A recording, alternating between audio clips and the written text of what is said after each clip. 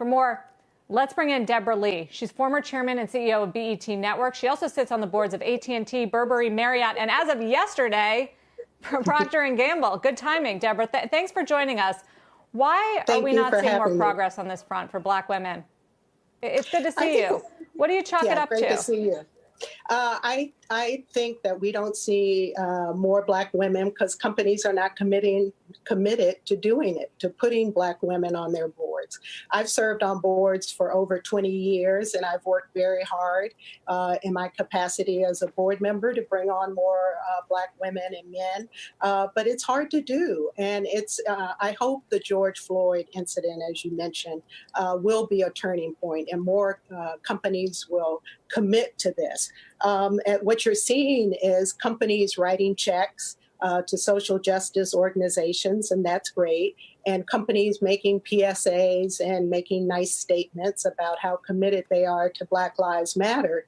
But people are saying, okay, if you're committed, what does your board look like? What does your executive team look like? Do you have Black men and women on those two entities? So I think a lot of companies are feeling more pressure. There are plenty of qualified Black men and women able to serve on boards. Since I stepped down from BET almost 3 years ago, I get so many young Black people who are interested in serving on boards. I also get calls from companies about whether I know people or not.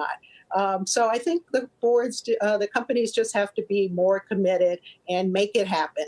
I'm actually starting a company called the Monarchs Collective to help companies find the board members that they need.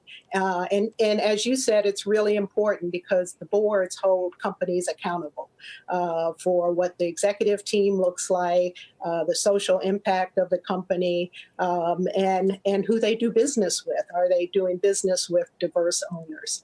So there's a lot that you can do as a board member to help companies go in the right direction.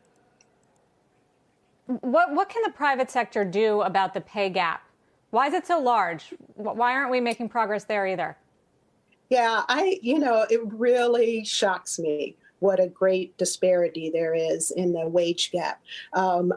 This is called Black Women Equal Pay Day. I think it should be called, why in the heck does it take us 20 months to make what white men make in 12 months? I mean, that's basically what we're saying, that 8 months into 2020 is when Black women catch up with white men as of the end of 2019. And it makes absolutely no sense. And companies should analyze their data. That maybe they need third parties to analyze it for them.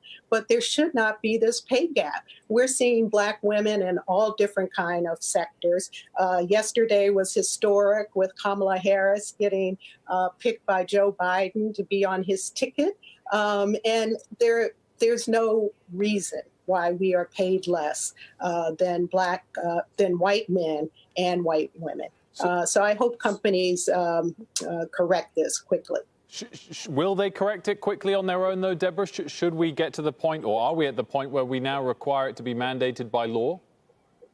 Well, I think there are a lot of things companies can do and should do on their own. And like I said, I hope the George Floyd incident is not just a moment, it's a movement. And Black people say it's a way of life for us, that we always have to raise the issue.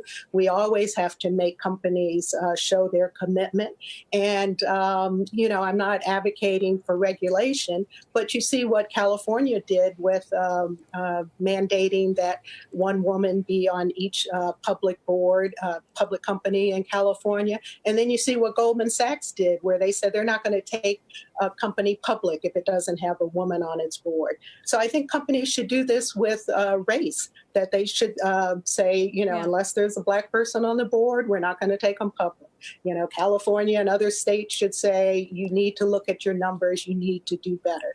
So I think the pressure has to be put on the companies to do the right thing. I have no idea why some companies, you look at their executive team and their board, and it's all white people. And that's just unacceptable today. It was unacceptable 20 years ago when we first started talking about this. And we just need to make more progress. Yeah. Deborah, just want to bring on the added urgency of the pandemic and what it's done to expose some of the inequities in this society and the inequalities. For Black women, the unemployment rate right now is 13.5%. National average, is 10.2%.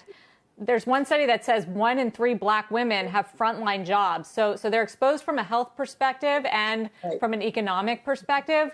What's the solution there? How do we take this moment where there is a feeling of wanting to change in corporate America? What can business do to address that issue and something that the pandemic has really exposed in a raw way? Yeah, COVID-19 has really shown the disparity in healthcare that Black people receive. It showed the disparity in jobs that so many of our Black women are in essential positions and are forced to be on the front lines during this pandemic. So a lot of people are talking about it. You've seen the numbers of how hard the Black community has been hit and how hard the Latino community has been hit. And I hope this is a time that, when we get through this, if we get through this, and when we get through this, that more will be done to even out these disparities. I mean, any disease you look at, Black people are hit harder.